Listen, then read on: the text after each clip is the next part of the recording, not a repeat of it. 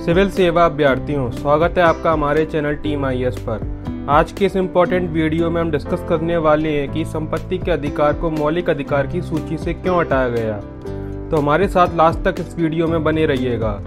दोस्तों, आए दिन कोई ना कोई कानूनी सुधार होता रहता है। हमें जिम्मेदारियों के साथ साथ कुछ अधिकार भी प्रदान किए गए हैं। संविधान में लोग की उनकी सुरक्षा के लिए मौलिक अधिकार दिए गए हैं। हालांकि एक संशोधन के बाद संपत्ति के अधिकार को मौलिक अधिकार से कानूनी अधिकार में बदल दिया गया है। संपत्ति के अधिकार को 1950 के दशक से भारत के संविधान में एक मौलिक अधिकार के रूप में मान्यता दे दी गई है। अनुच्छेद 31 और 19(1)(f) ये सुनिश्चित करते हैं कि किसी व्यक्ति की संपत्ति उस पर उसका अधिकार संरक्षित है। अनुच्छेद 31 सेक्शन 1 में कहा गया है कि किसी भी व्यक्ति को उसकी संपत्ति से तब तक वंचित नहीं किया जाएगा जब तक कि कानून द्वारा ऐसा न किया जाए।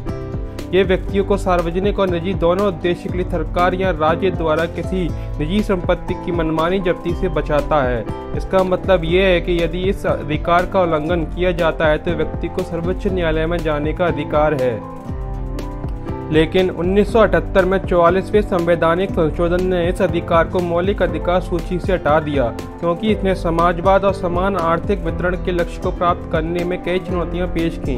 ये अधिकार अभी भी नागरिकों को उपलब्ध है, लेकिन केवल कानूनी अधिकार के रूप में। मूल रूप से संविधान में संपत्ति अर्जित करने रखने बुनियादी अधिकार था, लेकिन संविधान ने यह स्पष्ट कर दिया कि सरकार जनता की भलाई के लिए संपत्ति जब्त कर सकती है। सरकार ने 1985 संपत्ति के इस अधिकार को प्रतिबंधित करने वाले कई कानून पारित किए हैं। अधिकारों और नीति निर्देशक सिद्धांतों के बीच संबंध की लंबी चर्चा इस अधिकार पर केंद्रित थी।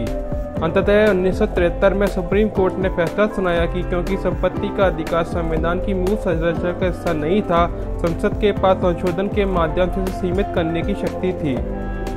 और 1978 में अधिनियमित संविधान के 44वें संशोधन ने संपत्ति के अधिकार को मौलिक अधिकारों की सूची से हटा दिया और उसे अनुच्छेद 301 के तहत कानूनी अधिकार में बदल दिया। जिला नुभाई नानाभाई खाचर बनाम गुजरात राज्य में यह माना गया कि संपत्ति का अधिकार अनुच्छेद 301 संविधान की मूल संरचना नहीं है, ये केवल एक संवैधानिक अधिकार है। इसलिए संपत्ति के अधिकार को मौलिक अधिकार की सूची से हटाकर संवैधानिक अधिकार बनाया दिया गया है। इसके परिणाम स्वरूप व्यक्तियों को संपत्ति के अधिकार के उल्लंघन के लिए संविधान के अनुच्छेद 32 के तहत सीधे सर्वोच्च न्यायालय से संपर्क करने की अनुमति नहीं है।